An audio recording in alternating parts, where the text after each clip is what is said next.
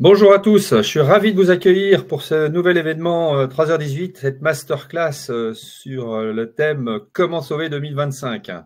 Alors vous êtes nombreux à nous rejoindre, vous êtes une petite trentaine pour commencer et vous êtes 140 inscrits, donc on va vous laisser le temps d'arriver. En tout cas, je suis très heureux d'accueillir Mathieu. Salut Mathieu. Salut Marc, tout va bien? Ouais, super. Bah, écoute, très content d'animer cette masterclass avec toi. Ça faisait un moment que j'avais ça Ravi. dans les cartons. Voilà, vous allez découvrir Mathieu qui est, bon, certes expert comptable, mais qui est surtout conseil de dirigeant. Et vous allez voir qu'il y a beaucoup de choses à Mm. dire, beaucoup de choses à voir. Et on va vraiment regarder ensemble, derrière ce titre un peu clivant, comment sauver les meubles en 2025, bah, qu'il y a beaucoup de choses à faire. Bon, certes, dans une situation d'urgence, parce que ça nous arrive à tous peut-être d'avoir des mauvaises nouvelles déjà en début d'année sur un client qui s'en va ou un marché qui s'effondre ou des problèmes de paiement parce qu'on est sur les marchés publics. Voilà, bon, il y a des choses à faire, il y a vraiment des leviers à actionner. C'est le moment de se reposer des questions sur votre positionnement, votre offre, votre proposition de valeur, votre système marketing, votre sales machine. Donc, on va remonter vraiment comme si vous étiez en train de lancer votre société. Et puis, voilà, on va petit à petit rentrer dans la gestion, dans le pilotage de la trésor, dans la rémunération du Du dirigeant. dirigeant, Et beaucoup de donc, choses à dire, ouais. voilà, il y aura vraiment beaucoup de choses à dire. Mm. N'hésitez pas, comme à chaque fois, à nous poser des questions. Vous avez deux façons de nous poser les questions. La première, par le module chat, ce sont des questions visibles que tout le monde peut poser. Et puis, par le module questions, en bas à droite, qui est un module qui permet d'avoir une confidentialité, on va dire une anonymisation de votre question. Voilà, et on vous répondra soit en live, soit dans un second temps. Vous allez tous recevoir les slides de cette présentation, vous allez tous recevoir un replay pour pouvoir revenir sur certains conseils. Ça va être très dense, vous allez voir, il y a beaucoup de contenu, beaucoup de conseils, beaucoup de retours d'expérience. On a vraiment une heure très complète pour pouvoir balayer tous les sujets qui nous semblent les conseils qu'on peut donner aux CEO, aux dirigeants, quelle que soit votre taille. Et donc, on va se concentrer sur les facteurs clés de succès. On va regarder, on va pas être dans le yaka faucon, hein, on est d'accord Mathieu Alors, on est vraiment sur sur la pratique terrain, c'est vraiment ça, ouais. C'est de la pratique on est terrain. vraiment sur des retours d'expérience, sur des choses concrètes. Ça sert à rien de se dire, bon, bah, vous, d'aller dépenser des millions d'euros pour refaire telle chose. Ça sert à rien d'être dans on remet tout à plat. Non. On avance, on remet, on challenge éventuellement certains aspects de sa machine à gagner des clients. On regarde un petit peu ses marges, on regarde ses prix, on regarde son positionnement. Mais voilà, c'est pas grand soir. On regarde aussi comment gérer la trésor, parce que quand un chiffre d'affaires diminue, bah, on peut sauver les meubles et sauver le résultat tout simplement en améliorant la façon dont on gère sa trésor. Oui, Et on puis, peut on va dormir regarder un la peu mieux la nuit, oui, rémunération. c'est Hein. ça. Ouais, Oui, et on peut absolument. dormir mieux la nuit. Ouais, Exactement, c'est ça. exactement. Donc voilà, on va un peu regarder tout ça. Mathieu, en deux mots, si tu devais te présenter, comment tu te présenterais? Oui, volontiers. Merci Marc de me donner la parole. Écoute, en plus que deux mots, mais rapidement, je suis dans la profession depuis 25 ans, expat comptable à Paris, rayonnant dans toute la France avec je dirais, ma casquette digitale qui est pour moi un must-have pour un expert comptable, données pratiques ô combien importantes, et à cœur de délivrer un conseil auprès des dirigeants. Alors certes, à ces entreprises, mais en premier aux dirigeants, puisqu'un dirigeant est au centre de tout, à des problématiques qui sont à la fois professionnelles mais également personnelles. Je pense par exemple à les problématiques patrimoniales, les problématiques de protection sociale, et également un penchant très fort pour la gestion et le pilotage de cash dans les entreprises, qui sont le nerf de la guerre, le juge de paix, l'élément existentiel pour des entreprises à certains moments de leur vie. Voilà, donc beaucoup de choses, beaucoup de boulot, beaucoup d'interactions. Et beaucoup de retours d'expérience de chefs d'entreprise qui ont besoin de conseils parce que bah, on est finalement assez seul. Et vous allez voir, quand on parle de chefs d'entreprise, on parle de toutes les tailles d'entreprise, hein, de 0 à 500 000 euros.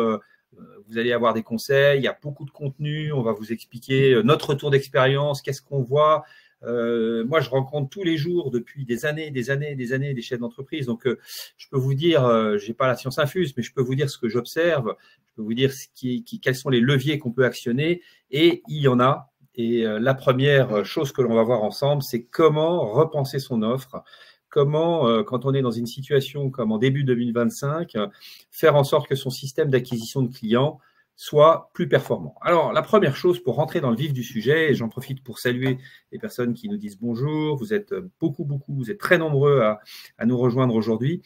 La première chose, c'est déjà se reposer la question de quel est mon champ d'action, quel est l'endroit où je vais gagner mes clients. Voilà, vous avez là une synthèse de ce qui est à votre disposition. Vous avez le réseautage, les clubs d'affaires, les BNI, les Croissance Plus, les MEDEF, les clubs de chefs d'entreprise locaux. Alors, chef d'entreprise, si le chef d'entreprise est votre cible, mais après ça, vous avez d'autres clubs en fonction de vos cibles. Vous avez les réseaux sociaux. Alors, les réseaux sociaux, c'est pas un endroit pour trouver des clients, ou alors en tout cas pas pour les gagner, pas pour les convertir, mais pour développer votre personal branding, il n'y a pas mieux et aujourd'hui, c'est indispensable. Petite notification, il n'y a pas que LinkedIn, hein, TikTok, de plus en plus, c'est un réseau sur lequel on retrouve du B2B, on retrouve des chefs d'entreprise. Alors, faites attention, hein, il faut bien adapter le réseau social en fonction des attributs de valeur en fait de votre marque. Mais voilà, il n'y a pas que LinkedIn, il y a la prospection par les bases de données, il y a la prospection physique ou téléphonique.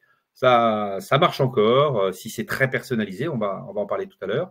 Il y a l'inbound, c'est-à-dire tout ce qui arrive. La prospection, c'est ce qui sort. L'inbound, c'est ce qui arrive vers vous et qui plutôt, soit la fidélisation des prospects qui sont des prospects tièdes, soit la fidélisation de vos clients dans le but de faire de l'upselling, c'est-à-dire de leur revendre autre chose. Vous allez voir qu'en période de crise, c'est un sujet très important. Vous pouvez acheter des leads. Vous avez des sociétés qui vous vendent des leads et qui vous vendent des projets. Vous avez la prescription, c'est-à-dire transformer vos clients, vos partenaires, votre force de vente, vos collaborateurs en prescripteurs. Ça, c'est très puissant. Et puis, vous avez la recommandation. Donc voilà, de façon un peu générale, ce qui est à votre portée de main. Alors, si vous avez décidé d'accélérer et de vous poser la question, ça ne marche pas bien à la fin 2024, un des leviers, c'est de se dire, OK, je passe au digital, mais j'y passe vraiment à fond. Et là, vous avez à nouveau 4 sphères sur lesquelles vous pouvez décider de mettre votre budget. Le sujet, ce n'est pas est-ce que c'est mieux ou est-ce que c'est moins bien, c'est où est-ce que vous avez décidé de mettre de l'argent. Vous savez, la définition de la stratégie, c'est la bonne allocation des ressources. Donc, définir une stratégie digitale, c'est de se dire où est-ce que je vais mettre mon argent. Est-ce que c'est plutôt dans la recommandation, l'influence, les médias? Ça, c'est plutôt pour les sociétés qui veulent faire de la presse, qui veulent faire de l'influence sur Insta. Voilà, c'est une partie, on va dire, des entreprises qui veulent développer leur notoriété. Mais si vous voulez développer un trafic payant, vous pouvez passer sur des liens d'affiliation, sur des partenariats, de la publicité. Google Ads, aujourd'hui, marche relativement bien. Alors, attention de bien choisir votre prestat, attention de bien travailler vos landing pages, parce qu'il ne suffit pas d'avoir une annonce, il faut convertir très rapidement, mais vous pouvez mettre un petit peu de budget et tester les liens payants. Vous avez ensuite tous les systèmes d'abonnés. Donc, on parlait du nurturing tout à l'heure, c'est tout ce travail. Une fois que vous avez des abonnés à vos newsletters, à vos emails, à vos contenus, c'est travailler ces gens-là. Hein. Et puis, vous avez le trafic gratuit. Donc, c'est le référencement SEO. Alors, il est gratuit sous réserve que vous produisiez du contenu. Attention, ne croyez pas qu'en publiant un article par mois ou 2 articles par mois, ça suffit. D'abord, la première chose, voilà, c'est un vrai boulot. La première chose à faire, c'est faire un audit et faire une enquête pour voir où se trouvent vos concurrents. Est-ce qu'ils sont rattrapables? Est-ce qu'ils sont en première page, deuxième page, troisième page sur Google? C'est là que vous allez voir, est-ce que c'est un article, 2 articles, 3 articles par semaine? Quel type de contenu il faut publier pour les dépasser? Donc ça, c'est très important. On parle de trafic gratuit, mais c'est quand même un trafic qui nécessite du travail. C'est comme les réseaux sociaux et c'est comme les liens entrants. Voilà, et tu dirais, Marc, que tu attaquerais le sujet pour les 4 sphères que tu viens de décrire en même temps, ou tu en attaquerais plus une prioritairement par rapport à ton activité ou par rapport au budget que tu as? Moi Alors, personnellement, j'ai attaqué par, ouais. Par quoi, ouais? ouais, j'ai attaqué par les abonnés, par le long terme, si je puis dire, parce que c'est le plus Ouais. difficile à mettre en œuvre, à construire. Voilà. Bah, écoute, je pense qu'il y a les deux parties de gauche, les deux parties de bas, gauche à droite, donc Ouais, ouais, tous les liens entrants, le SEO, le référencement, les listes d'emails, je dirais que c'est le must-have. Ça, c'est ouais, c'est vraiment ça, le socle. Et tu as raison de dire que c'est le socle long terme. Parce que le carrément. SEO, on n'a pas de résultat avant au moins 6 mois. Ouais, si c'est pas Éventuellement un an. 4 mois, mais Ouais, si ce n'est pas un an. Donc, ouais, c'est ça. il faut absolument travailler son contenu, avoir un site qui lui-même est construit pour faire du référencement. Combien Mmh. de fois je vois des CEO Ouais, qui ont dépensé beaucoup d'argent dans des très beaux sites plaquettes, et qui sont pas des optimisés. plaquettes, mais qui ne sont pas référencés par les Ouais, robots Google, donc qui ne remontent pas dans les requêtes. mmh, Donc je dirais que le bas, c'est le socle, et en haut, c'est le nice to have. Alors, ensuite, le sujet, c'est comment vous construisez votre sales machine. Comment, là, on est en 2025, vous avez lancé des choses. OK, comment on repose sans tout casser ce que vous avez construit, en commençant par est-ce que je reviens sur une phase de validation de mon offre? Est-ce que mon offre, on va en parler tout à l'heure, est-ce qu'elle matche bien avec les attentes de mes clients? Est-ce que c'est pas le moment de tester des canaux? J'ai fait du SEO, on en parlait tout à l'heure. Faisons de l'outbound. Vous savez, l'outbound, le fameux emailing de masse. Bah, aujourd'hui, je rencontre plein d'entreprises qui me disent, bah, écoutez, ça marche, c'est ce qui a le plus fort ROI. Ça coûte pas cher, sous réserve, et c'est performant, que ce soit ultra personnalisé et ouais, effectivement. multicanal, c'est-à-dire de l'outbound d'email, plus du LinkedIn, etc. Donc, testez vos canaux, testez vos messages, faites de l'A/B testing. Donc ça, c'est vraiment la première chose à faire avant de passer à une phase de validation où là, je vous conseille vraiment, pour valider que la première étape est bien passée, vérifiez vos taux de conversion. Combien de fois par type de message, par type de landing page, euh, votre client passe d'un lead froid à un lead tiède? Combien de fois, Mmh. quand il arrive sur votre landing page, il clique sur votre bouton de prise de rendez-vous Calendly, par exemple, ou sur un achat direct si vous êtes dans l'e-commerce. Donc, travaillez sur vos landing pages, sur vos bonus, sur vos conversions. Troisième étape, soyez patient, surtout ne commencez pas à tout changer. Là, on est en général 4-5 mois après avoir lancé sa sales machine et on se dit, oh là là, ça ne vient pas assez vite, on veut tout changer.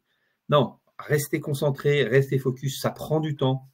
Gérez les flux, augmentez les flux, testez peut-être vos prix. Peut-être que votre prix ne convient pas, peut-être qu'on ne le comprend pas, peut-être qu'il n'y a pas assez de valeur derrière votre prix. Il y a des fonctionnalités, mais on ne comprend pas tous les attributs qu'on va avoir. Et Des puis fois, c'est bien de ensuite, nettoyer un petit peu la valeur, oui, c'est ça. ouais, Nettoyer un petit peu ouais, ça. ouais, parce que la valeur, vous savez, c'est la valeur de ce caractéristique de produit ou de son service, mais c'est aussi la valeur perçue. Donc, comment vous augmentez les attributs de valeur perçus par votre prospect pour que votre offre devienne irrésistible, comme on dit.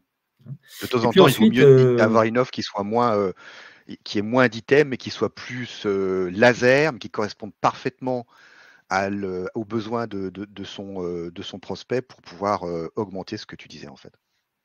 ouais, ouais, très juste. Et puis, dernière étape, c'est là où il faut accélérer.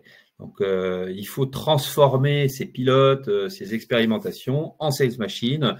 Et là, ce qu'on vous conseille, c'est de choisir les bons prestats ou de le déléguer à un responsable marketing quelques jours par semaine ou quelques jours par mois. C'est démultiplier, c'est élargir vos cibles, c'est verticaliser. Hein, ce qui a marché pour des médecins, essayez de regarder comment l'adapter à des avocats. Ce qui a marché pour des coachs d'entreprise, si c'est votre cible, essayez de l'adapter à des DRH. Voilà, et c'est ce qu'on appelle verticaliser. Hein, c'est vraiment adapter votre offre pour dupliquer, sans forcément faire un effet de volume en multipliant par 10 le nombre de bases de données que vous achetez. Essayez de continuer à travailler sur de l'hypersegmentation avec des messages, avec des mots-clés, avec des exemples qui sont vraiment les exemples de la cible que vous voulez toucher. Et une fois que vous avez fait ça, vous êtes bien parti pour retravailler, alors désolé, hein, on va vous donner du travail, retravailler votre matrice client pain point. Ça veut dire quoi? Ça veut dire que vous avez fait ce travail probablement en lançant votre société, mais le marché il a bougé. des concurrents sont arrivés. Et si vous voulez être efficace sur les réseaux sociaux, si vous voulez être efficace dans votre communication digitale, il faut que vous posiez la question en vous mettant à la place de votre prospect. D'ailleurs, posez-leur la question, c'est le moment d'aller leur reposer des questions. Quels sont les problèmes que vous allez résoudre? Quels sont les problèmes mineurs et les problèmes critiques que votre offre va résoudre? Là, je vous ai donné les exemples de mon offre 3h18. Nous, on fait de l'externalisation administrative et RH des entreprises. C'est sûr que si je me focalise sur mieux gérer la société, je vais mieux gérer la société avec vous, on va vous aider à mieux gérer votre société. On est sur un problème flou et pas un problème critique et encore moins un problème clairement identifié dans la tête du dirigeant. Donc, ça ne sert à rien de faire des mails là-dessus, ça ne sert à rien de faire des posts là-dessus, ça sert à rien S'il n'y a pas de douleur, il n'y a pas d'action. Des pages. S'il n'y a pas de douleur, il n'y a pas de solution. Ouais, tu as tout à fait raison. Donc, en fait, voilà, moi, je me focalise sur des pain points. Vous ne voulez pas recruter. Vous ne voulez pas prendre de risques. Ça, c'est des vrais pain points critiques parce que je sais qu'aujourd'hui, c'est ce qui fait que beaucoup de sociétés externalisent auprès de quelqu'un qui vient chez eux pour garder de la flexibilité, de la simplicité, etc. Donc, et puis, vous pouvez avoir des problèmes parfaitement identifiés, mais qui sont mineurs. Disposer de conseils RH. Bon, c'est super. On est ravis de disposer de conseils RH. Sauf qu'aujourd'hui, en 2025, ce n'est pas un sujet critique. Donc, concentrez-vous sur ce qui est méga critique, sur ce qui fait mal, et faites ce travail, allez en chercher 50, je vous ai mis 50, ça peut être 30, ça peut être 60, parce que vous allez vous servir en fait de ces pain points dans votre communication, dans vos emails, dans tout le travail de communication externe qui vous attend. Alors, on est dans un marché qui commence à se structurer, on est dans un marché qui bouge, on avait lancé son produit, on était le seul. Bon, il y a plein de situations et moi, ce que je vous invite à faire, c'est vous poser la question, où est-ce que vous êtes aujourd'hui? Est-ce que vous êtes toujours sur la partie gauche, c'est-à-dire ce qu'on appelle un greenfield, un marché totalement nouveau, ou est-ce que vous êtes à l'extrême droite, un marché totalement saturé? En fonction de là où vous vous situez, de votre marché idéal, de là où vous voulez être aussi, posez-vous la question de quelle est la bonne stratégie. Est-ce qu'il faut nicher, c'est-à-dire verticaliser, devenir un petit acteur ultra spécialisé dans un énorme marché? L'avantage de l'énorme marché, c'est que vous faites du ski nautique derrière des millions de ventes et il suffit d'en prendre une petite partie, c'est parfait, sauf que difficulté, il faut émerger, il faut sortir la tête de l'eau, il faut être visible. Donc, ce n'est pas forcément plus facile. Et à gauche, vous êtes sur un tout nouveau marché. Alors, c'est génial parce que vous êtes le champion du monde de ce nouveau marché. Vous avez la réponse à cette problématique, sauf que votre proposition, elle est inaudible parce que vous devez au moins autant évangéliser le marché que d'expliquer à quel point vous allez répondre à un problème. Donc, ce n'est pas facile. Ce qui est sûr, c'est qu'il y a des choses très concrètes à faire selon que vous soyez à gauche ou à droite. Moi, je vais vous donner 5 exemples. Je ne suis pas un conseil en stratégie, je ne suis pas un gourou, je suis juste un chef d'entreprise qui dirige des entreprises depuis un peu plus de 25 ans. J'ai créé 3h18 il y a 6 ans. Je rencontre des chefs d'entreprise tous les jours. Je vais vous donner 5 options qui sont ce que je vois et qui marchent aujourd'hui quand on est en situation difficile. Première chose, on en a parlé tout à l'heure, nicher. Nicher sur des clients plus précis pour retrouver de l'air. Vous êtes assailli de concurrents, les prix baissent, on vous secoue de partout. Concentrez-vous sur vos clients, le client idéal, sur le client qui vous rapporte le plus de revenus, qui est le moins chronophage, qui vous embête le moins, qui vous demande le moins de tâches annexes à ce que vous avez vendu. Cherchez ce client idéal et concentrez-vous, nichez sur ce secteur qui va vous permettre, voilà, aller chercher le 80-20, très très bien, exactement, et retrouver de l'air sur ce socle en fait de clients. Ensuite, on parle souvent, vous savez, d'océan rouge, océan bleu. Réorientez-vous sur un marché moins concurrentiel. Il y a toujours la possibilité d'aller chercher dans ce même marché, tout en restant sur votre offre, un sous-marché. Par exemple, un marché pour des secteurs verticaux différents. On parlait des avocats quand on vend aux grandes entreprises, on parlait aux associations quand d'habitude on en parle aux startups. Voilà, essayez tout en gardant votre offre de quitter l'océan rouge et aller chercher d'autres cibles. Je parlais des associations et des ONG, mais vous n'imaginez pas les millions d'euros qui sont dépensés pour ces entreprises, puisque c'est comme des entreprises.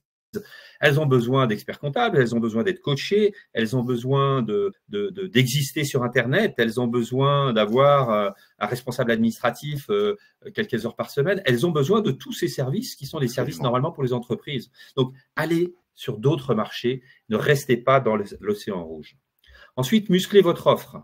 C'est-à-dire que ce qui était suffisant il y a 1 an, les caractéristiques et les avantages ne suffisent plus. Donc, trouvez d'autres choses que vous pouvez apporter. C'est-à-dire que pour le même prix, il faut que le client en ait plus.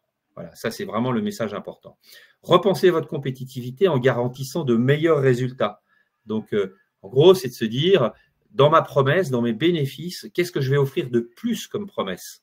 Vous voyez, c'est aller chercher vraiment le petit kilomètre qui va faire que votre client va se dire, ah ouais, par rapport à tous les autres qui me promettent ça, lui, il me promet ça en plus. Reposez-vous la question du pricing. Je pense que c'est toujours le bon moment de se dire, OK, est-ce que je suis en train de dériver vers du low cost? Attention, le low cost dans mon esprit n'est pas péjoratif. Le low cost, c'est juste un choix. Le low cost, c'est enlever des attributs de valeur qui n'ont pas de valeur pour votre client. Donc, ça ne sert à rien d'être à 180 € si votre client, lui, il a 3/4 de votre offre qui ne l'intéresse pas. Il vaut mieux que vous soyez à 80 et vous gardez la même marge, vous lui en offrez moins, mais c'est ce qu'il veut. Donc, vous voyez, le low cost, ce n'est pas du tout quelque chose de péjoratif. Hein, qu'est-ce que tu avais quelque chose à dire là-dessus? Ouais, dans cette partie, Marc, qui est très importante, c'est également dans la mesure du possible, ou ne pas hésiter à demander l'avis de ses clients, si on en a déjà, ou de ses meilleurs clients qu'on aura sélectionnés, pour justement leur demander ou leur poser la question, moi en tant que prestataire, quelle est ma différence? Qui fait la différence, justement? Ce qui rejoint en fait ce que tu disais, c'est-à-dire en fait muscler sa proposition de valeur, puisque on paye pour quelque chose qui a de la valeur. Si je n'ai pas de valeur en face de moi en tant que client, je ne paye pas. Si j'en ai, je paye. Bien sûr. Donc ça, et ça, tu as tout à fait raison. Posez la question à vos clients, posez la question à votre environnement, à vos enfants, à votre conjoint, à votre famille. Il faut demander à tout le monde. Il faut accepter la critique. C'est ça ce qui vous fait avancer. Et surtout, aller chercher des avis de gens un peu dérangeants, des poils à gratter. C'est pas toujours agréable, mais c'est ce qui va vous faire avancer. Absolument. Alors, on a reposé les bases. Maintenant, il va falloir faire tourner tout ça et l'automatiser. C'est là où moi, je pense qu'il y a, dans la tête des gens, il faut absolument bien comprendre qu'il y a 2 mondes. Il y a la démarche marketing, le monde du marketing, et il y a le monde du closing et de la démarche commerciale. Rapidement, la démarche marketing, et ça ne veut pas dire que vous avez besoin de 2 personnes, hein, il faut juste avoir conscience que ce sont 2 systèmes d'information différents, la plupart du temps, et surtout, ce sont 2 démarches différentes. La première, elle vise à remplir le tunnel de vente, le funnel. L'objectif, c'est d'utiliser et d'actionner la partie gauche, les médias, les blogs, par la publicité, par les articles, par le SEO, etc., par des vidéos. Tous ces contenus doivent vous générer des opportunités dans un tunnel de vente qui peuvent être froides, j'ai besoin de rien, qui peuvent être tièdes, ah c'est intéressant mais pas tout de suite, et que vous allez faire maturer. Vous allez faire ce qu'on appelle du nurturing. Vous allez les élever, un petit peu comme des crevettes dans un bassin, un petit peu comme des petits chiots. Vous allez les élever jusqu'à ce qu'ils deviennent mûrs. Mûrs, ça veut dire quoi? Ça veut dire qu'ils ont reçu suffisamment de votre part d'informations, de contenu, de conseils. Alors surtout, ne soyez pas à essayer de leur vendre quelque chose à ce stade, hein, qu'ils vont, à un moment donné, se dire, tiens, c'est intéressant, je déclenche une demande de rendez-vous pour en parler un peu plus. Et là, vous allez basculer dans la partie droite. Ces prospects vont remplir un formulaire, vont rentrer dans votre CRM et vous allez ensuite avoir une autre démarche qui va consister à les faire grandir, à continuer à leur apporter du contenu, à continuer à les inspirer jusqu'à ce que tout ça se transforme en rendez-vous, en démo, en discussion, en propale et en signature. Donc, à chaque système correspond des logiciels. Je ne vais pas vous faire la liste de tout ce qui existe à gauche. Écrivez-nous si vous souhaitez qu'on vous conseille là-dessus. Ça fait partie des conseils qu'on donne à tous nos clients. La liste de droite, vous avez plein de logiciels gratuits. Ça ne sert à rien de dépenser des fortunes.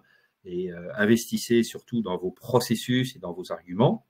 Mais différenciez bien le système marketing, nurturing de prospects, du système commercial. Alors, très important aussi, vous êtes nombreux, on a regardé, à avoir des tailles de chiffre d'affaires et d'entreprises très différentes. Qu'est-ce qu'on fait quand on fait moins de 100 000 euros de chiffre d'affaires par an? Je suis consultant, je suis psychologue, je suis coach d'entreprise, j'ai monté ma boîte et je suis à mes 2 premiers clients pilotes, etc. Première chose que je vous conseille de faire, on va parler marketing et gestion là, hein, c'est bien travailler vos bases, bien travailler votre client idéal, on l'a vu tout à l'heure, votre proposition de valeur, et dès le début, avoir une pré-comptabilité huilée avec votre expert comptable. Ça veut dire quoi? Ça veut dire tout ce qui est pièces comptables, la facture client, les factures fournisseurs, vos frais, remontez ça, éventuellement votre premier contrat d'alternant, remontez ça très vite à votre expert comptable. Pourquoi c'est important? Parce que une pré-comptabilité huilée, ce sont des tableaux de bord de gestion qui sortent en temps et en heure dès le 15 du mois, dès que la TVA est faite. Si vous ne remontez pas ça, pas de bras, pas de chocolat, vous n'aurez pas vos tableaux de bord de gestion, vous ne saurez pas où vous en êtes. Et ce n'est pas une question de j'ai pris tel logiciel, ce n'est pas une question que j'ai pris Penny Lane ou pas Penny Lane. Ça n'a rien à voir. C'est que si ça n'est pas fait, si ça n'est pas huilé en temps et en heure, ben vous n'avez pas votre tableau de bord. Deuxième conseil, facturez vite. Moi, je vois beaucoup de petites entreprises qui mettent du temps, parfois 1 mois et demi, 2 mois, alors qu'elles ont 5 factures par mois. Facturez tout de suite. Plus vous facturez vite, plus vous pouvez faire rentrer de l'argent. Et si vous avez un pépin, vous encaissez vite. Évidemment, vous êtes content d'encaisser vite. Donc, ce sont des stratégies simples. Il faut rester sur ces basiques, rester sur une offre bien ciblée, continuer à se proposer la question de la proposition de valeur en permanence et se reconnecter avec les clients, comme on l'a dit tout à l'heure, pour être sûr qu'on est dans le bon axe. Votre société commence à décoller, vous avez déjà une vingtaine de clients, vous avez peut-être un deuxième, un troisième associé, peut-être un premier salarié.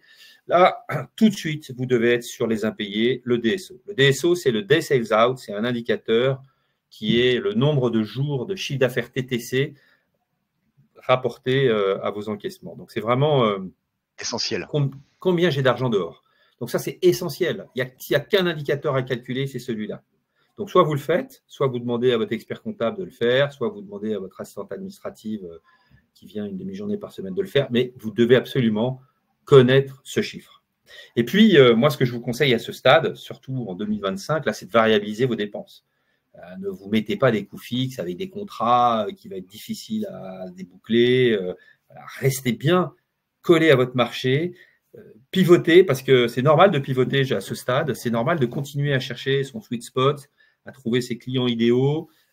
C'est tout à fait normal. Et puis, restez vraiment très focus sur vos prospects qui eux-mêmes vont suivre votre marque parce que vous faites 800 000 euros de chiffre d'affaires, ils vous connaissent. Donc, ils vont être très exigeants dans le suivi de ce que vous devenez, etc. Donc, continuez à communiquer, soyez fiers, soyez enthousiasmants sur les réseaux sociaux, montrez que vous avez de l'ambition, que vous avez de la vista, même si la réalité est plus compliquée, c'est pas grave.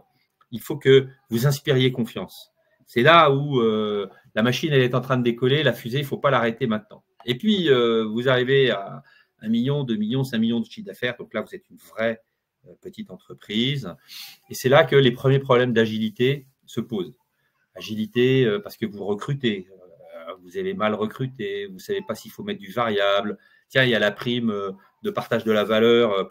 Comment est-ce que je vais faire tout ça? J'ai mes systèmes que j'ai achetés, un peu de Penny Lane, un peu d'Agicap, un peu de trucs, un peu de machin. Comment j'interconnecte tout ça? Agilité au niveau des systèmes d'information. Donc ça, c'est un vrai sujet. Donc, 3 conseils. Concentrez-vous sur le pilotage de la trésor, automatisez tout ce qui est chronophage, et puis mettez sous contrôle toute la partie réglementaire, l'affichage réglementaire, par exemple. Le contrôle URSSAF qui vient et qui voit, nous on voit ça tous les jours, qui voit chez les clients des challenges commerciaux qui ont été lancés mais qui n'ont pas été faits dans les règles de l'art, ce qui fait que on considère que c'est davantage en nature. Donc, boum, redressement. Il y a plein de choses à mettre sous contrôle. Vos avenants, la cohérence des avenants des contrats de travail par rapport à la convention collective qui a fait changer les choses, la gestion du temps de travail. Enfin, il y a 1001 choses qui font partie des RH réglementaires qu'il faut absolument mettre sous contrôle. Donc, sans arrêt, ouais. Et ça évolue tout le temps, tout le temps, tout le temps, tout le temps. Sans arrêt. Donc, voilà. Donc, ça, c'est très, très important. Qu'est-ce que je voulais dire? Mettez en place des stratégies d'upsell et de cross-selling. Est-ce que vous voyez tout ce que c'est l'upsell, le cross-selling? C'est j'ai des clients, je vais lui vendre quelque chose de plus. Puis j'ai des clients très différents sur des produits différents. Je vais leur vendre chacun des offres croisées pour augmenter à chaque fois votre panier moyen. Voilà. Et puis, transformez vos clients en ambassadeurs. Cherchez des témoignages clients, cherchez des avis sur Google, cherchez des avis que vous allez pouvoir publier sur votre site web.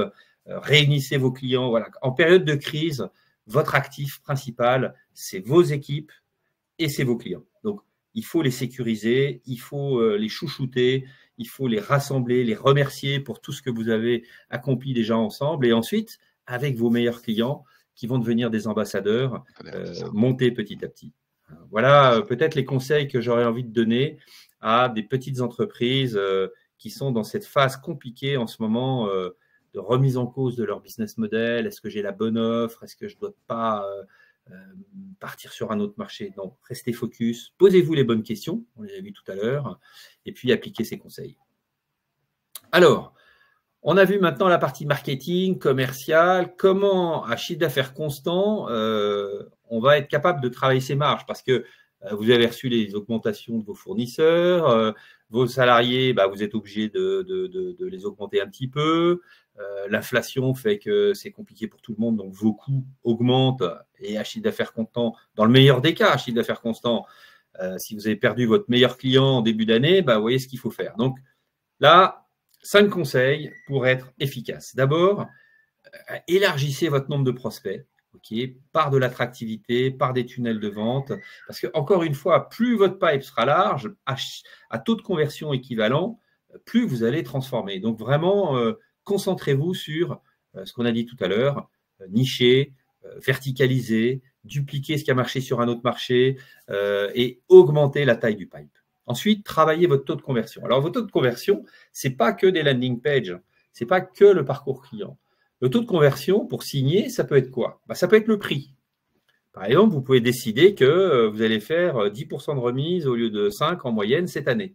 Attention, si vous le faites, il faut que ça s'accompagne très vite et que vous le mesuriez les 2-3 premiers mois d'une progression de votre chiffre d'affaires. Mais testez le taux de conversion, ce qu'on appelle le hit rate en anglais, c'est vraiment ce qui va faire que vous allez, à pipe équivalent, mieux convertir. Donc, vous avez les prix, vous avez la qualité de vos landing pages, vous avez j'en offre plus pour le même prix, c'est créer des packages, là où aujourd'hui vous étiez sur du sur-mesure. Voilà, il y a plein de choses à faire pour que son taux de conversion à chiffre d'affaires équivalent augmente. Augmentez votre panier moyen, augmentez vos prix, n'ayez pas peur, augmentez vos prix. Vous avez 50 clients, vous aurez 3 personnes qui vont râler. Vous en avez peut-être 10 qui vont vous demander, non, pas d'être augmenté de 2%, mais de 1%. Et puis, le reste va accepter. Et c'est de la marge nette que vous prenez. Vous faites 500 000 euros de chiffre d'affaires, vous augmentez de 2%, c'est presque 10 000 euros qui est dans votre résultat net en fin d'année. 10 000 euros, combien de chiffre d'affaires et combien de coûts il aurait fallu dépenser pour faire 10 000 euros de résultats dans la poche. Donc, raisonnez comme ça.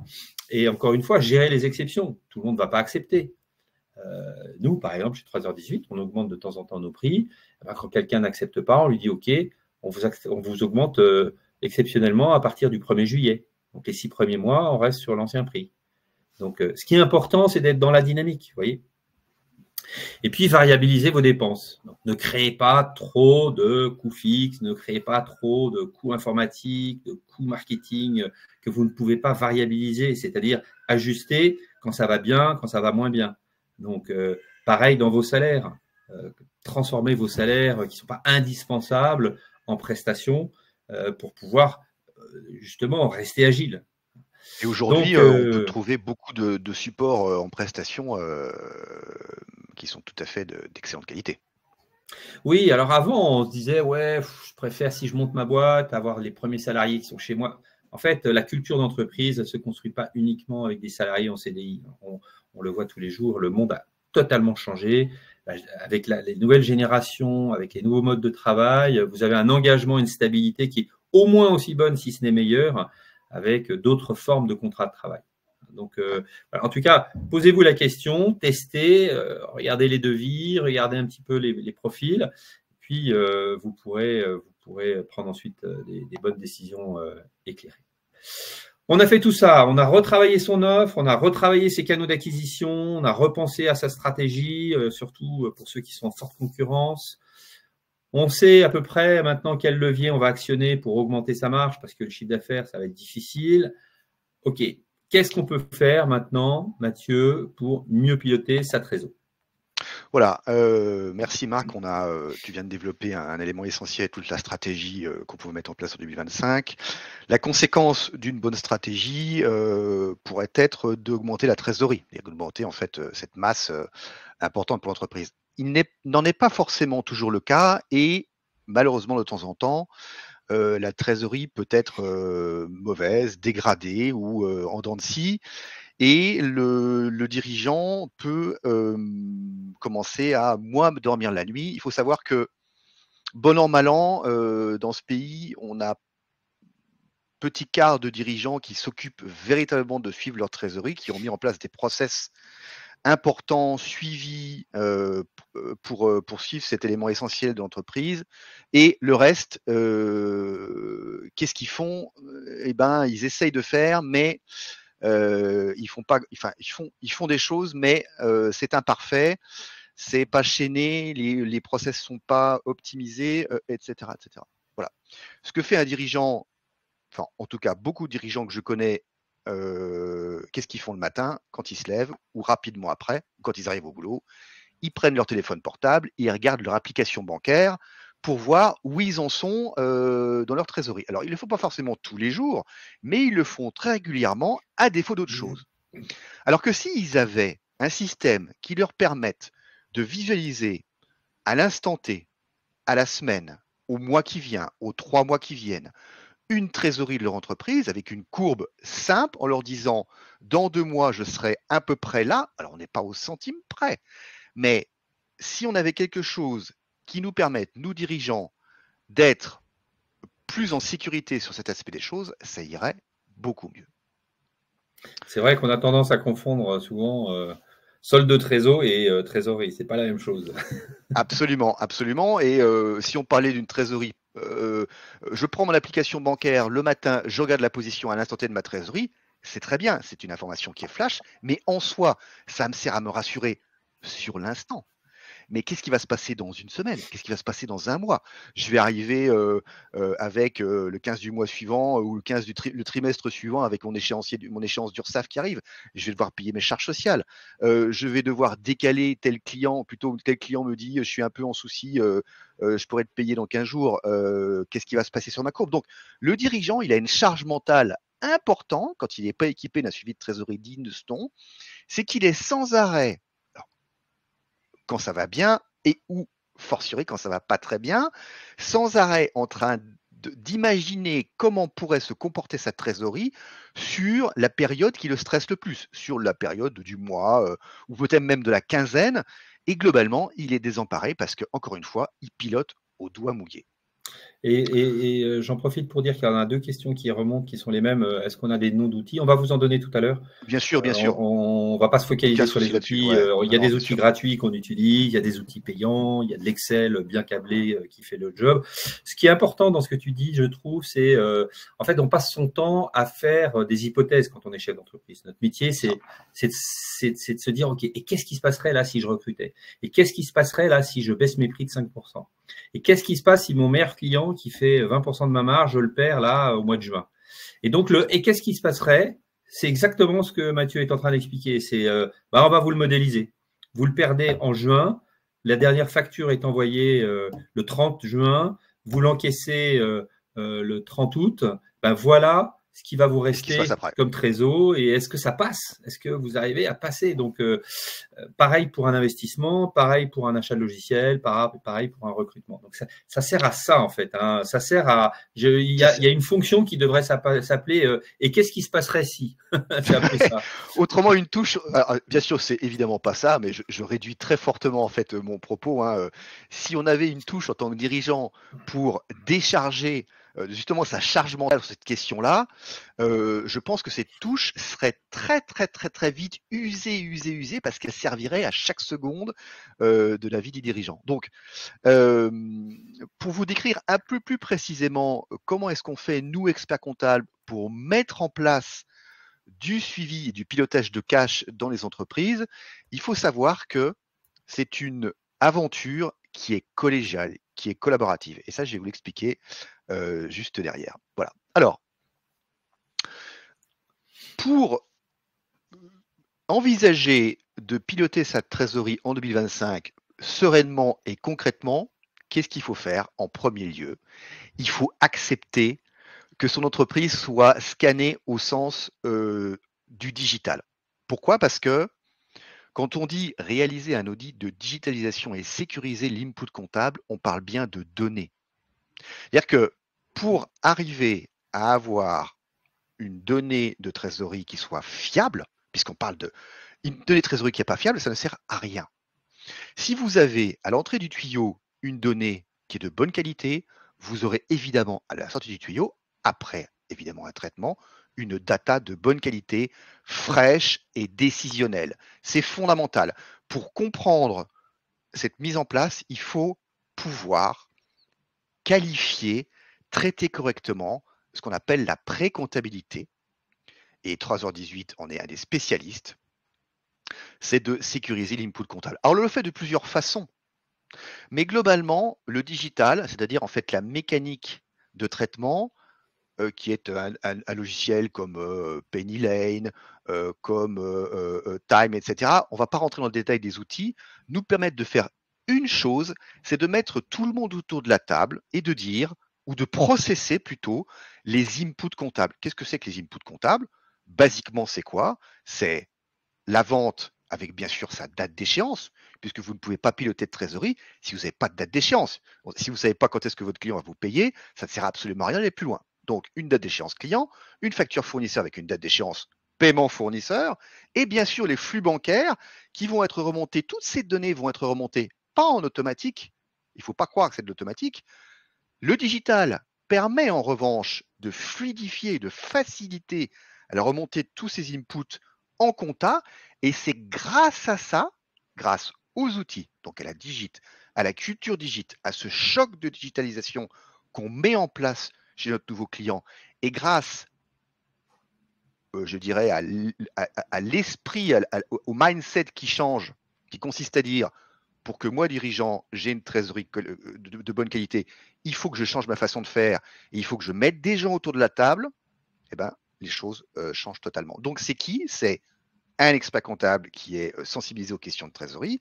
C'est un dirigeant qui a compris que pour avoir une prévision de cash de bonne qualité, il fait absolument que l'input soit de bonne qualité.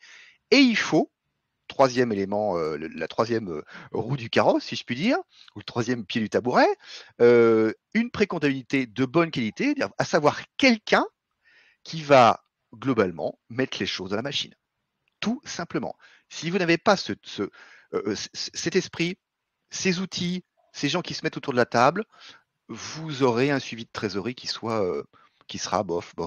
Et tout ça sans dépenser des fortunes. Voilà. Ouais. Alors là, je ne voudrais pas qu'on perde les petites entreprises, etc. Pour faire simple, le fichier comptable, si vous êtes avec un expert comptable qui vous partagez avec votre expert comptable, c'est ce qu'on appelle un fichier FEC. Ce fichier FEC qui reprend vos factures d'achat, vos factures de vente à client, les dates, tout ça bien cadré dans des fichiers structurés. Vous les envoyez dans le logiciel comptable où on le fait pour vous. Et à partir de là, vous avez 80% de votre data qui est fraîche, qui est bonne. Et ensuite, il y a un petit peu d'extra comptable, il y a un peu de manip pour vous piloter ça. Mais je dirais que voilà, l'input comptable, c'est ça. Et c'est pour ça que sécuriser cet input, scanner, être très rigoureux dans le classement, bien imputer les pièces, parce que si votre facture de restaurant, vous l'imputez en coût marketing, vous voyez, vous savez pas où vous allez. Donc, il faut quelqu'un en amont qui connaisse un peu le business et qui va vous l'imputer correctement, le tailler correctement. Si tout ça c'est fait, ça va vous donner voilà, les premiers tableaux de bord. Et puis ensuite, avec votre expert comptable, avec votre assistant de gestion, vous allez pouvoir faire des scénarios. Donc là, on rentre dans la phase un petit peu plus compliquée. C'est ça. Voilà, donc nos conseils pour piloter sa trésorerie. Alors, c'est ce qu'on voit sur le terrain. Une chose essentielle avant d'aller plus loin, sans rentrer forcément dans les détails techniques, c'est que on a besoin de votre vision, vous, chef d'entreprise, pour que vous nous disiez, vous traduisiez votre année en prévisionnel d'activité. Vous allez avoir tant de chiffre d'affaires que vous pourriez générer, tant de charges également que vous pourriez subir, si je puis dire. Et à partir de ce document qu'on va construire ensemble, on va l'injecter dans la trésorerie, on va le transformer en données de trésorerie et ça va nous permettre après, une fois qu'on a ce canevas, de comparer ce qu'on avait prévu par rapport à la donnée réelle qui arrive tous les jours par la comptabilité ou qui vient très régulièrement à la semaine, à la quinzaine ou au mois. Et ça vous permet en fait de faire vivre cette donnée puisque évidemment la trésorerie est quelque chose qui n'est pas figé. Il faut absolument pouvoir rendre ça vivant, fluide et bien sûr décisionnel. Également, un autre conseil important, on voit trop souvent, en tant qu'expert comptable qui accompagnons nos dirigeants, c'est ce que disait Marc tout à l'heure et c'est essentiel, des fonctions de facturation et d'encaissement qui ne sont pas optimales. Vous facturez loin, peut-être à un mois, vous avez après le délai d'encaissement qui se décale encore, donc ça peut arriver à peut-être, dans mon exemple, à 2 mois après la prestation. On peut raccourcir ce temps par un système de facturation qui soit facile, pas cher, notamment avec des outils digitaux qui permettent d'encaisser également rapidement par des systèmes simples également et pas chers. Et tout ceci permet d'être rassuré puisque globalement, si on encaisse plus vite, on a des sous plus vite. Voilà. Alors, c'est le moment peut-être de parler un peu des outils. Donc, merci à ceux qui font de la pub là sur sur le chat. Bon, on n'est pas là pour faire de la pub pour les éditeurs, même si ce sont des éditeurs partenaires comme Axonote ou Agicap ou d'autres. De toute façon, quels que soient les outils, le sujet, c'est comment on va les utiliser. Et encore une fois, un outil tout seul, surtout dans les PME, on va dire de moins de 2, 3, 4 millions d'euros de chiffre d'affaires. OK, le CEO peut s'en occuper, mais souvent, vous avez peu de gens à côté de lui pour vraiment faire ce travail. Vous avez l'expert comptable, mais même l'expert comptable, et Mathieu peut en témoigner. S'il n'a pas la culture cash, ça ne marche pas. Ouais, c'est ça. Voilà, parce que la compta, symboliquement, c'est le passé. le cash, ça n'est que l'avenir. Que l'avenir. Absolument. Donc déjà, là, il y a une faute de quart si on essaye de tout mélanger. Mais ce qui est important, moi, je peux vous conseiller vraiment 2, 3 outils parce qu'on le fait régulièrement. Alors oui, Axonote est un très bon outil, en plus très complet, qui permet de faire plein d'autres choses, de la facturation, d'automatiser un certain nombre de choses. On travaille beaucoup avec celle-ci, on travaille beaucoup avec Penny Lane. On travaille beaucoup avec Agicap. Je crois que le vrai sujet, c'est déjà, est-ce que vous avez besoin d'un outil que de trésor qui va être couplé à votre compta, à votre gestion, ou est-ce que déjà dans un outil de compta, vous pouvez faire des choses parce que en taguant les pièces, en les imputant correctement, vous avez déjà des projections, vous avez déjà un budget, donc ça ne sert à rien d'aller chercher des trucs trop compliqués. Là encore, il y a 2 jours, un de nos clients nous demande, on a une assistante de gestion qui travaille pour lui, de l'aider à acheter un logiciel de trésor. Vous savez, un logiciel comme Agicap, qui est un partenaire qu'on aime beaucoup, c'est quand même quelques centaines d'euros par mois. Est-ce que vous avez besoin de ça pour une petite entreprise qui fait 1,5 million, 2 millions, qui veut faire un budget, qui veut suivre sa trésor au mois le mois? Attention à ne pas confondre les rapprochements bancaires aussi et le pilotage de la trésor. Parfois, oui, absolument. des dirigeants disent « Non, mais je voudrais faire ma trésor ». En fait, ce qu'ils veulent, c'est un rapprochement, c'est-à-dire savoir où ils en sont entre toutes les factures qui sont sorties, les factures qui sont rentrées.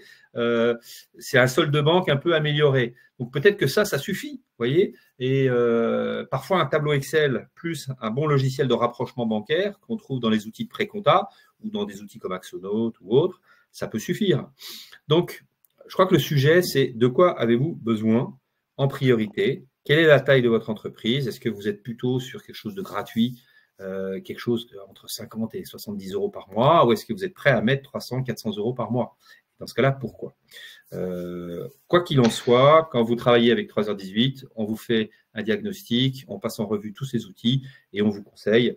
Donc, le mieux que je puisse vous conseiller, c'est prenez rendez-vous avec nous et on vous aidera à y voir clair parce que tous ces outils et tous ces éditeurs qui sont honnêtement d'excellents éditeurs peuvent vous apporter tout ou partie de la réponse sur le pilotage du cash.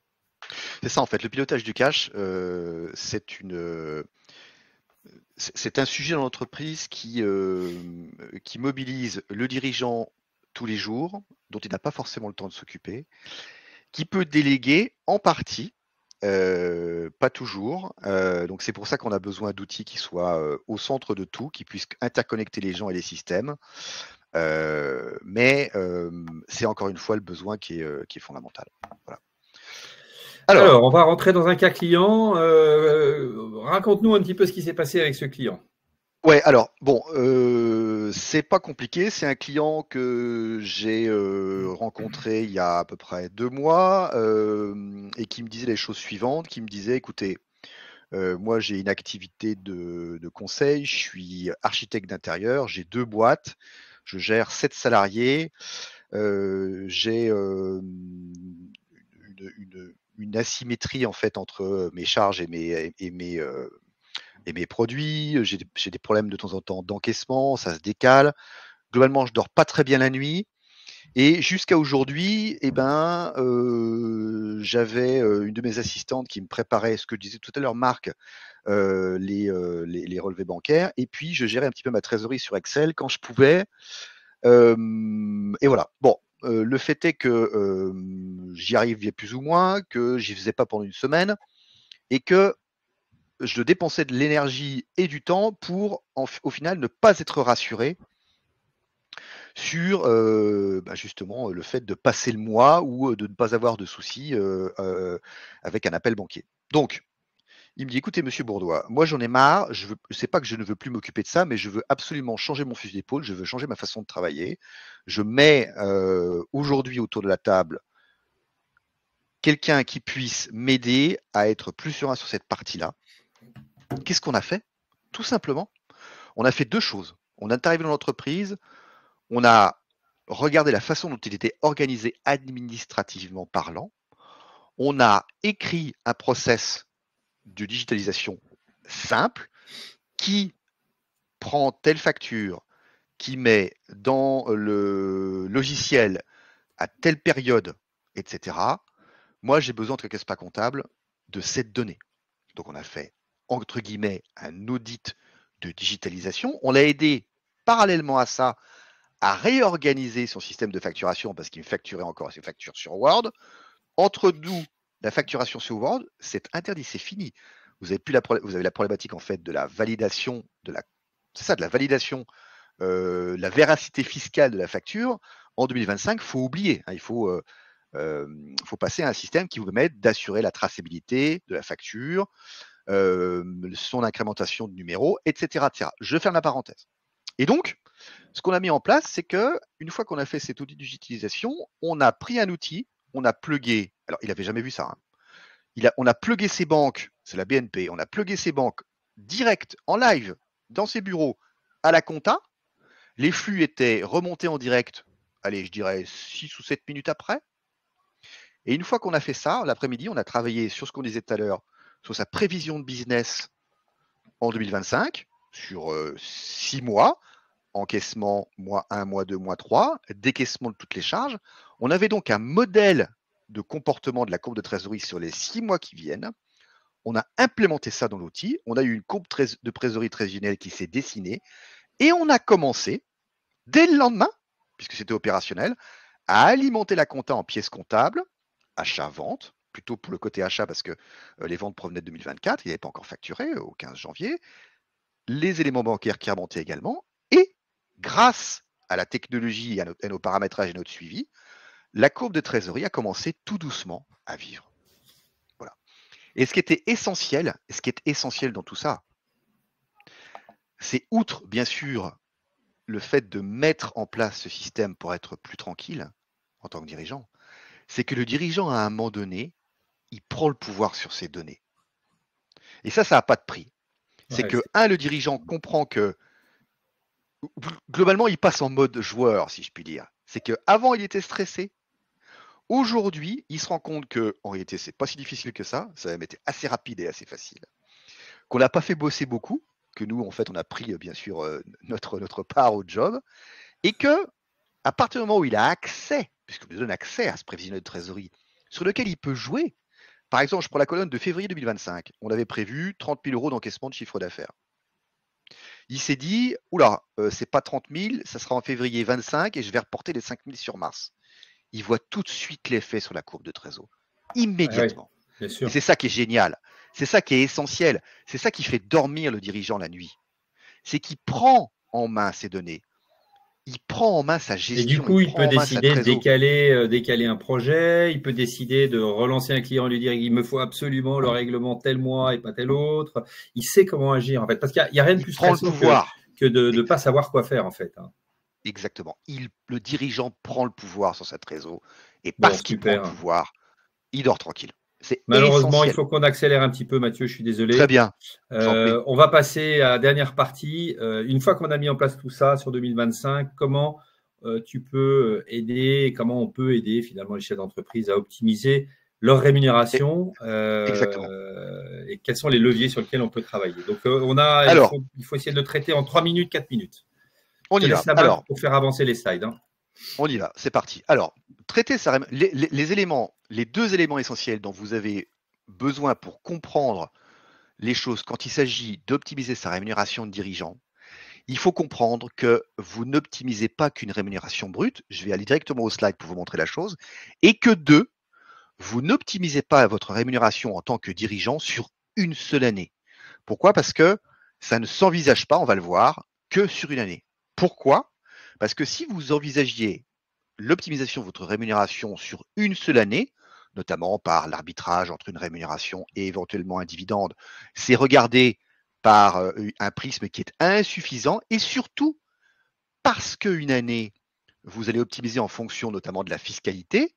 Si la fiscalité change l'année suivante, elle peut être plus favorable pour vous, mais si elle est moins favorable, tout le boulot que vous aurez fait l'année 1 sera perdu l'année 2. Donc c'est pour ça que quand vous parlez d'optimisation de rémunération des dirigeants, vous ne pouvez parler que sur un temps long. Voilà. Donc, pour aller à l'essentiel, mon premier conseil, quand il s'agit en fait de travailler sur la rémunération du dirigeant d'entreprise, c'est de penser flux. Pourquoi? Puisque vous créez une entreprise pour des projets. Cette entreprise va créer de la richesse et il va s'agir pour vous en tant que dirigeant de transférer la richesse que vous générez dans l'entreprise dans votre patrimoine privé. Et cette trésorerie se cache, cette ressource que vous transférez de l'entreprise à votre patrimoine privé, qu'est-ce qui va se passer? Elle va subir votre imposition personnelle, les charges sociales, etc., etc. Et quand on parle d'optimisation de la rémunération, il s'agit d'aller faire sortir toute cette ressource dont on parlait, qui va être constituée par vous sur plusieurs années, de la façon la plus efficiente possible. Donc, mon second conseil, avant d'arriver sur la grille, c'est qu'il faut optimiser au regard d'un objectif. Si vous optimisez votre rémunération uniquement en pensant fiscalité allégée ou allègement d'impôts, vous n'optimisez pas, vous ne faites qu'utiliser en fait un moyen. L'optimiser un impôt, récupérer de la ressource, ce n'est qu'un moyen, ce n'est pas un objectif, ce n'est pas un projet. Voilà. Donc, je vais juste à l'essentiel. Quand on parle d'optimiser sa rémunération, je vous ai mis un petit tableau ici parlant, c'est un cas client qu'on a rencontré fin 2024. Je vous ai mis un tableau d'un dirigeant qui gagne à peu près 60 000 € de rémunération nette, qui va déclencher des charges sociales, qui va avoir des prélèvements sociaux.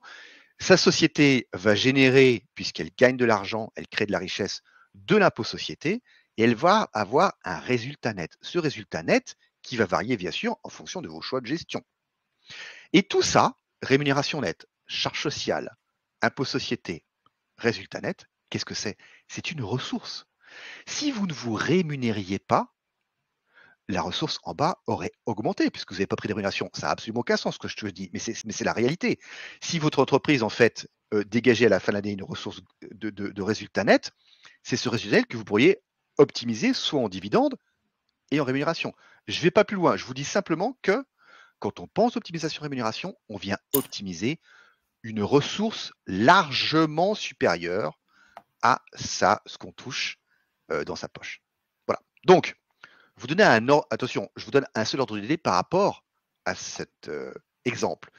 Ici, quand on parle d'une rémunération plus les ressources d'environ 300 000 euros et qu'on multiplie ces 300 000 euros par les 15 ans qui viennent, on a une masse de ressources dont on a des dispositions en tant que dirigeant, ici, de 4,5 millions d'euros. On n'est pas en train de parler d'une ressource de 50 000 euros annuels, on est en train de parler d'une ressource de 4,5 millions sur 15 ans. Vous voyez un petit peu la différence? Voilà, donc c'est ça qu'on vient optimiser. Donc, pour faire court, si on retenait 3 conseils, moduler sa rémunération d'une année sur l'autre, ça ne se fait que sur le long terme, quand l'impôt est bas et inversement. Sans entrer dans les détails techniques, mais tout de même, se servir de son compte courant comptable, son compte courant d'associé, pour aller éventuellement stocker de la rémunération l'année où la fiscalité est la plus forte, pour récupérer la trésorerie l'année suivante. Ce sont des techniques comptables qu'on maîtrise parfaitement. Je vous donne simplement l'aperçu, mais pour que vous ayez à l'esprit que ça existe. Et donc, voilà, ce que je disais également sur le 3e point, c'est que l'intérêt de pouvoir gérer cette rémunération, un des intérêts de pouvoir gérer sa rémunération de dirigeant, c'est que quand vous avez un revenu exceptionnel, vous vendez un bien, vous avez un autre revenu exceptionnel, quel qu'il soit, et qui va forcément impacter votre impôt sur le revenu de l'année X, si vous y rajoutez votre rémunération sans l'avoir piloté, vous risquez de vous faire allumer par les impôts. Alors que si vous avez, entre guillemets, anticipé ou que vous vous êtes laissé la possibilité de pouvoir, au-delà de ce revenu exceptionnel, en mettre le moins possible en impôt sur le revenu, là, vous commencez à piloter. Et là, vous ne subissez plus votre impôt sur le revenu, mais vous commencez à voir un peu plus précisément là où vous allez. Voilà. Très clair, très clair. Voilà. Donc, alors, à éviter, voilà. 2 choses à surtout pas faire. Alors, attention, je ne dis pas que je ne suis pas prophète en mon pays. Je vous dis simplement que dans ce pays, jusqu'à aujourd'hui, en 2025, les retraites dans ce pays sont servies. Ce n'est pas une opinion, c'est un fait. Et donc, je dis, au-delà de dire que l'optimisation de la rémunération, c'est une opération qui est sur le temps long, il faut également penser rémunération différée. Qu'est-ce que c'est que la rémunération différée? C'est votre retraite. Donc, ça veut dire quoi? Ça veut dire que quand vous optimisez votre rémunération, vous touchez nécessairement à votre rémunération dite différée, c'est-à-dire votre retraite. Donc, ayez en tête que quand vous pensez REM et, je dirais, équivalent dividende, la REM donne du droit social, de la protection sociale. Le dividende n'en donne pas dans certaines situations, en fonction du type de société. Je ne dis pas qu'il n'en donne pas un point final. Je dis que quand vous optimisez votre REM, vous avez ça qui impacte. Et donc, un autre exemple qu'on voit souvent, souvent, on le voit régulièrement, on se dit, ah bah de toute façon, si je me rémunère plus, j'aurai plus de retraite. Non. À un moment donné, dans le système de retraite par répartition en France, vous avez ce qu'on appelle l'efficacité des cotisations.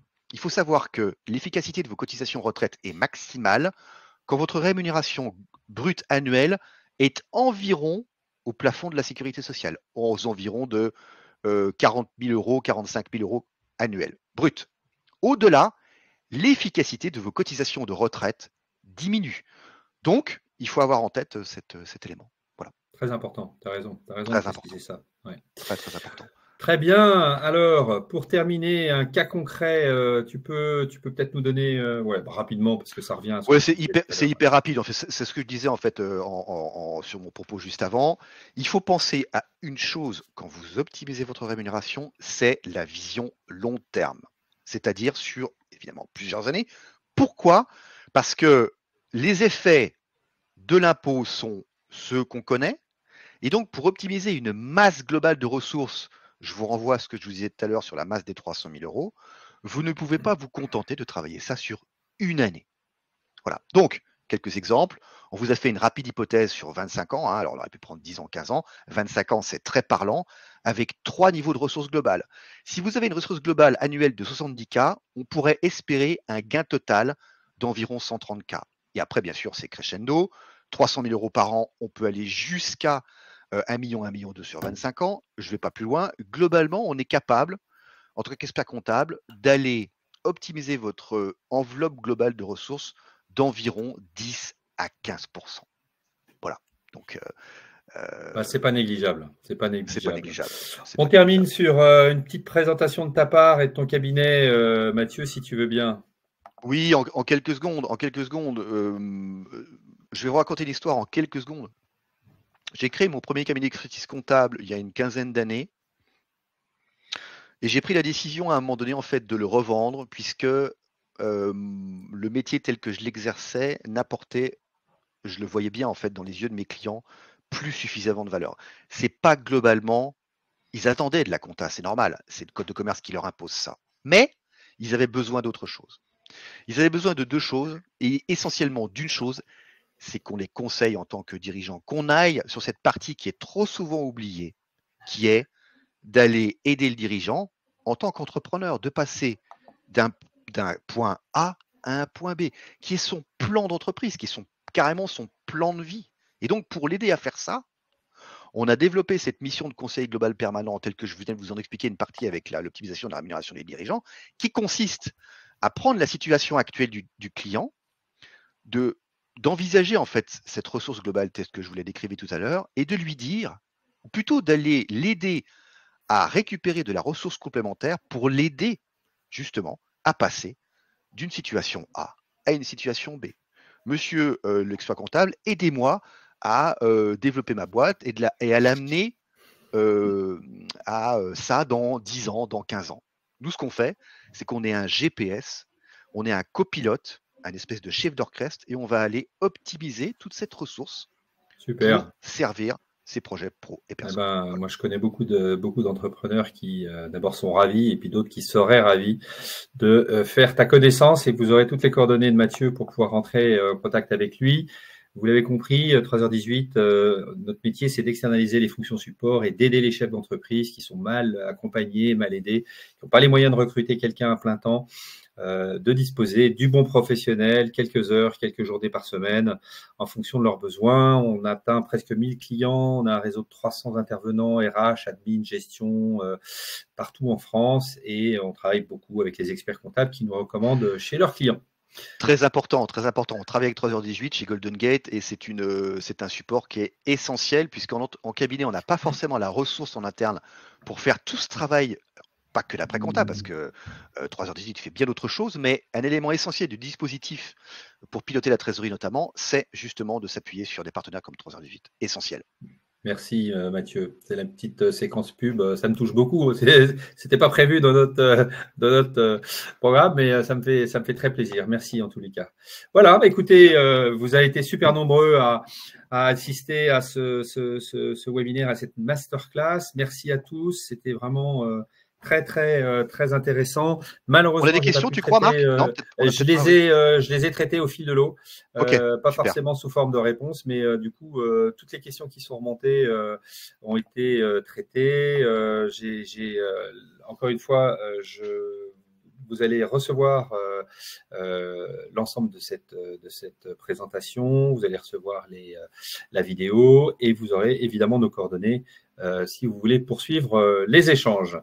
Prochaine masterclass 3h18 dans quelques semaines. Vous allez recevoir le programme bientôt. Et Mathieu, merci. Merci encore. Merci Marc et merci infiniment pour tout ça, c'était super, on a passé un très bon moment, on a pu parler de beaucoup de choses, on parle beaucoup, Marc et moi, on espère qu'on a été clair pour vous, que ça vous a apporté de la valeur et écoutez, on vous souhaite une excellente, encore une fois, bonne année parce que c'est encore temps, c'est le 30 janvier 2025, Ouais. excellente année 2025, entrepreneurialement parlant si je puis dire et au plaisir d'échanger plus tard. Ouais, ouais. Bonne Et journée. puis surtout, si vous avez des mauvaises nouvelles en début d'année, c'était le but aussi de cette masterclass. Tout n'est pas joué. Ne vous focalisez pas que sur l'activité et le chiffre d'affaires. Vous pouvez vous rattraper grâce à une trésor bien gérée. Et puis, c'est le moment de repenser votre positionnement. C'était un peu l'objectif de cet échange. Merci à tous. Et puis, à bientôt. Salut Mathieu. Salut Marc, à plus.